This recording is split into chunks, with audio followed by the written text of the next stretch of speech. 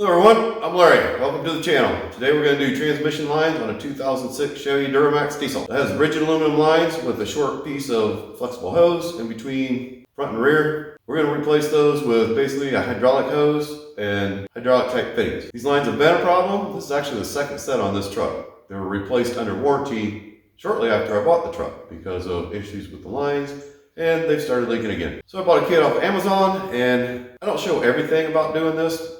A lot of it's pretty straightforward. Pretty much what I have in this video is just some tech tips to help you out, have less problems, not to break your cooler for one, and depending on what fitting you got for the lower connection on your radiator. Mine came with a 45, most of them have straight, so that created some difficulty. Alright, well let's get started. Make sure you like, subscribe, share. Comment below, let me know what you think of the video. Appreciate all the feedback. So here's the kit that I bought off of Amazon. Get hoses, fittings, replace the transmission cooler lines. First thing I want to do here is we're going to get this grill off so we can get into the cooler lines right inside of there. So I don't know if I need to. I can see it's push clip down there, but this does not want to pull out. I don't want to break it. I'm going to pull this headlight out so I can see in here better.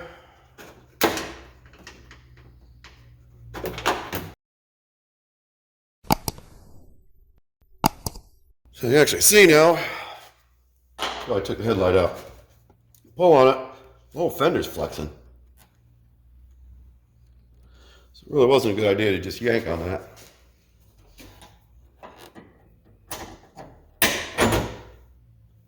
Just use one of these tools, stuck it in there, popped it right out. And I'm gonna get this loose from the grill, pop all these out.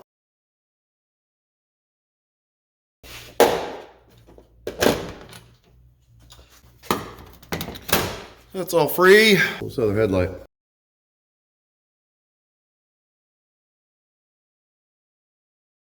Got that clip out. We got more in here. One of these on each side, same thing. And again, you might be able to yank on these and get them to come out, but you're likely to break something or even just bend that fender. It's so flimsy. You got more down in here.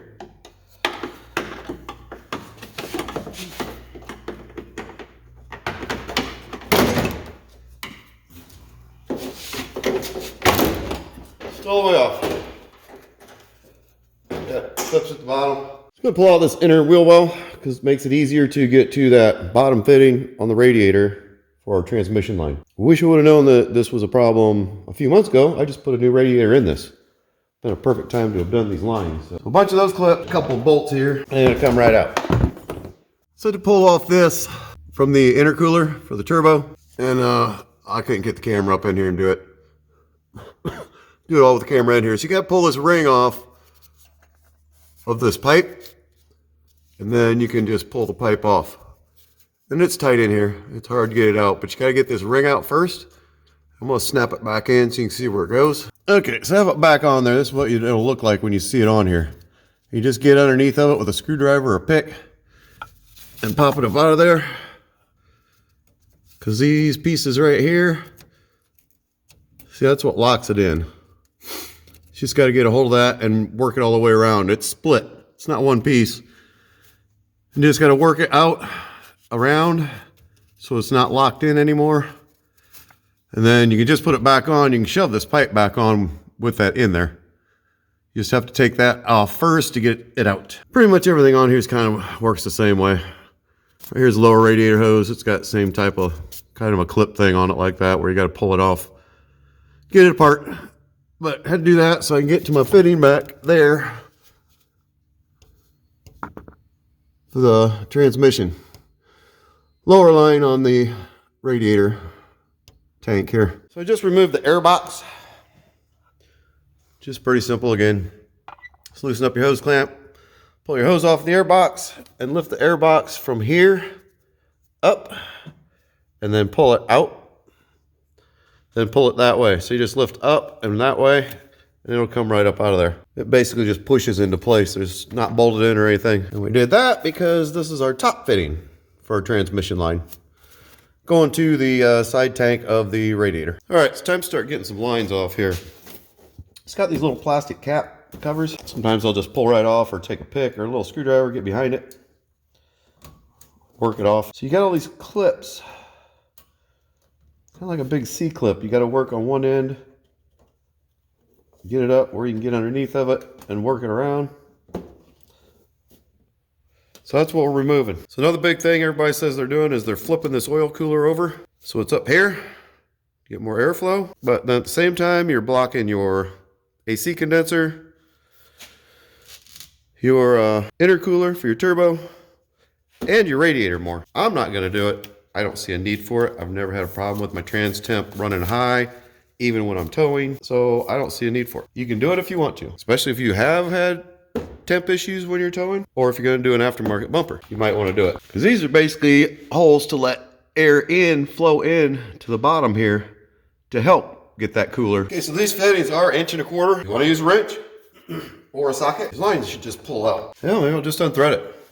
So another thing here, this oil cooler is aluminum and easy to break. So you wanna hold on to this piece of the cooler itself while you break these loose. These are, they're not real tight. They have an O-ring seal, but you can break the end of your cooler off if you're not careful. So we'll put a wrench on here and then do my wrench here on the cooler and work wrench against wrench. Don't pull and pry on the cooler.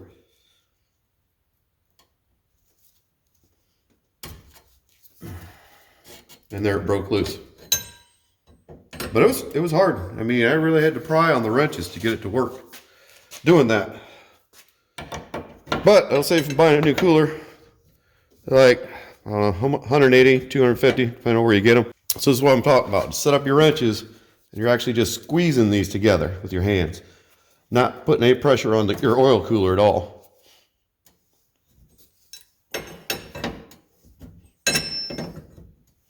So I've seen it happen. I've seen people put a wrench on here, just yank on this, and you actually break that piece off of the cooler. That's another reason I'm not even going to try to pry the lines out of here, like they don't want to come out. I'm not going to put more force on that cooler than what I have. So once you get it going, it'll thread out of there. Fitting and all, O-ring stuck in there. So that's what happens with these O-ring fittings. Your O-ring will get stuck up inside of where it seals and doesn't come out with your fitting. So then you're running your threads through the O-ring. Some ways you can get that taken care of if you don't want to damage an O-ring. If you're taking something apart you want to put back together and save it, try screwing it back in, wiggle it around, and then try screwing it back out. See if you can get the O-ring to come with it. And it did. So that works every time. So I'm going to take the lines off the radiator. It's going to be kind of the same thing. I'm going to do the upper and the lower radiator. I'm not going to try to set a camera up in here. I mean, it's the same basic thing. We're going to do the same thing. Pull the plastic cover off, pop your little like C-clip out of there, unthread that fitting. So while we're here, we can put some fittings in. Get that ready for the hose. Let's pop the cap off. Got your O-ring in there. A washer that floats free. And this is a jam nut, lock nut.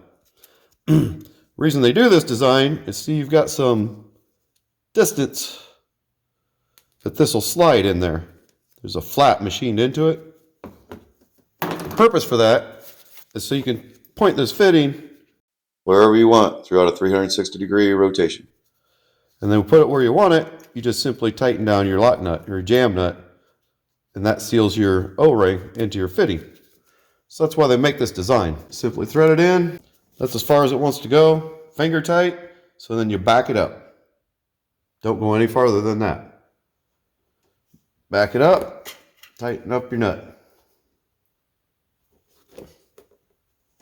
And here again, don't be putting too much pressure on this. You want to put your wrench back on there to hold that while you tighten this up. Put our other one in over here. Okay, that's as far as that one wants to go, so you back it off, point it straight down, tighten up your jam nut. This is going to be 1 1/16 on all of these jam nuts. So.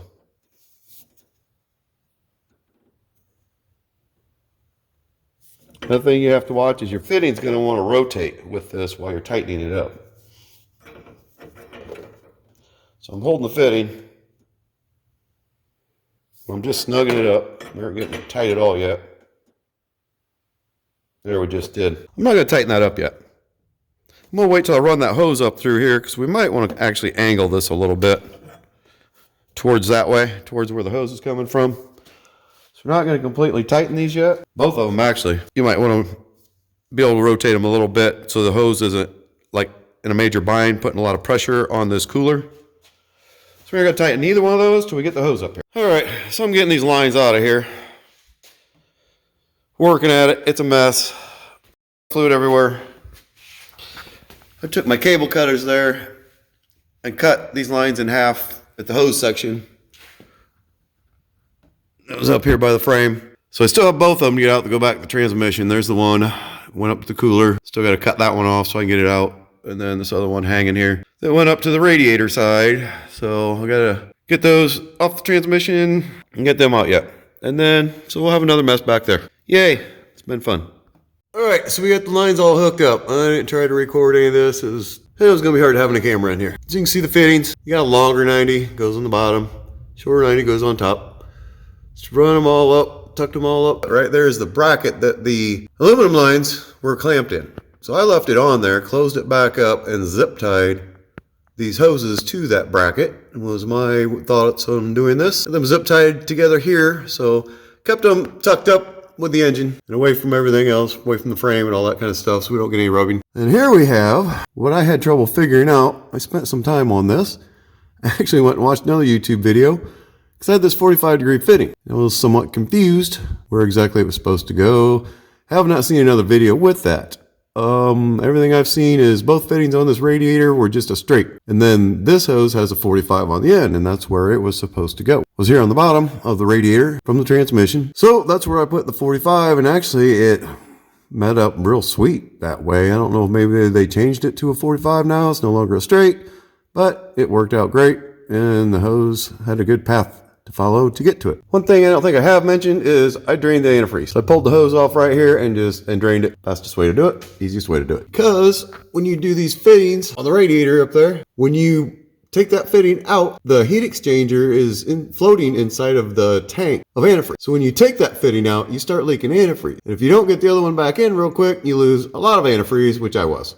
And with this 45, I was having trouble getting it in there because it kept hitting on the intercooler here. So I set it up, putting the original fitting back in and got all my stuff around, pulled the hose off, lower radiator hose off, drained the radiator, and then got that fitting put in. You can do it without draining it. And if you do, I would worry about getting some antifreeze back up inside that heat exchanger. So once you get your fittings on, pour some oil through your top fitting and let it run out of the bottom fitting to make sure you don't have any water inside that heat exchanger. If you do it that way, and end up with antifreeze all over the place. There's a shot of that 45-degree fitting that's on the bottom of the radiator. It said, ones I've seen before had a straight one down there, just like this top one here is a straight fitting. So with that 45 they gave you on the bottom, and that hose has a 45 fitting on this end, made it great. I mean, it made it easy for routing this hose through there with everything else. So don't know what your kit's going to come with. Seen in the past, they had two straights for the radiator and a 45 on the hose down there at the bottom. I haven't installed one of those, but to me, it looks like it may be more difficult. I don't know, but I like this setup. So if you've got a 45 down there though, good luck getting that jam nut tight, because you can't get a normal wrench in there. You can't get an adjustable wrench in there.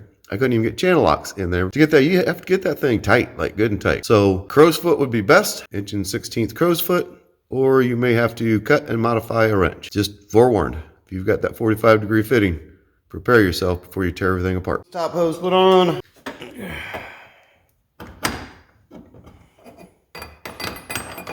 A stubby wrench here that I had to make, because that 45 on the bottom of the radiator, you cannot get a standard wrench in there. It's way too long. Couldn't get in there and move it. Even when I took this top turbo hose off. So this is a 1-inch stubby that I had in a set of stubbies, and I ground it out. Okay, so I don't think I got a shot of these fittings that go into the radiator tank here on the side. I don't remember if I did or not, so I'm gonna cover it again right now. You're gonna find there's 2 large, just flat washers that are gonna be in your kit, and 2 O-rings that aren't on anything. They go on these 2 fittings that go into the radiator tank to help support this being plastic. Because the ones you take out, they have a big washer on them like that. So, but once you put the washer on, and all these fittings come with O-rings, that washer is taking up the space of the O-ring. so it's not going to seal anything. So that's why they give you another O-ring. So you have to put a second O-ring on each one of these fittings that's going in the radiator, along with this flat washer. So you're going to have 2 O-rings on there. And if you don't, you're going to have major leaks. So make sure you put your big washer on there and the second O-ring before you put these fittings into, this is the radiator fittings, go into this side tank here, transmission cooler. Make sure you do that or you'll have a mess and you'll be redoing stuff, and that would not be good. We're tightening our hoses here, and we're going to be putting twist on this, which can actually be worse than just taking this fitting in and out of this earlier, as we were doing. So you want to hold this fitting as you tighten so you're not twisting this whole thing.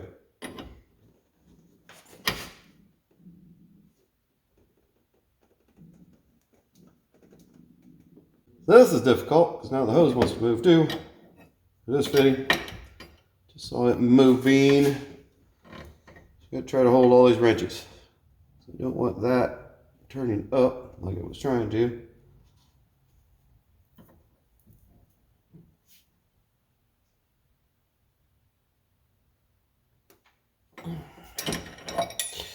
So that should be good in.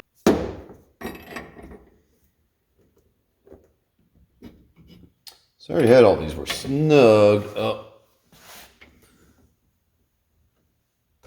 I wanted to wait until I got everything zip tied. I wanted it underneath to determine the angle of all these.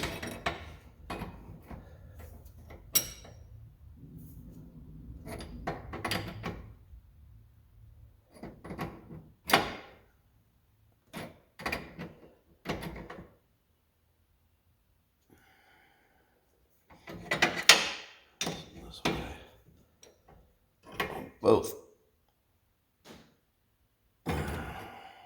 So yeah, ground this off here, ground that down there, opened this up. It was a 1 inch and I turned it into 1 inch and 1/16 so I could get that bottom 45 locking nut, jam nut tightened up on that to make sure the O-ring was seated good. So ideally, it'd been nice to have had a crow's foot. I don't have crow's feet that go above 1 inch either. So this being odd, it's 1 inch and 1/16. Modified this stubby wrench, which I don't think I have ever used it out of that set. I've used some of the other ones, but regardless, it's not a 1 inch anymore. It is what it is. All right, so everything's tightened up, finished up. Time to put some fluids in it and start it up. We have a leak. If you drain your radiator like I did, you want to remove this.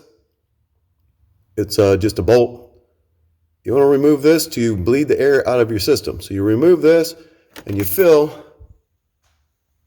your reservoir over there like normal. Fill it and keep an eye on this at the same time, and as soon as fluid starts flowing out of there, you can put that back in and tighten it back up. That will get the air out of your system. That's the best way to do it. Best way to bleed it is right through there. So make sure you do that, otherwise you're going to have a huge air pocket in there. And then just fill from your reservoir. Once you put that back in, then continue to fill till you get it up to the level where it should be. All right, well, that concludes this video. We got everything all wrapped up, put back together. Air bled out of the system. Drained my radiator, topped off the transmission fluid. Everything looks good. We don't have any leaks. I've yet to take it out for a drive, so that's what I'm going to do next. I'm going to get it out of the shop here and take it out for a drive it around a little bit. Double check again for leaks, because I did initially have fitting on the top of the radiator where the hose connects to straight fitting that goes into the radiator. I didn't have that one tight enough, so I had a slight drip on that. I just had to tighten it up a little more. Other than that, everything's going great. Thank you for watching. All right, take care. Appreciate y'all. Thank you. Peace out.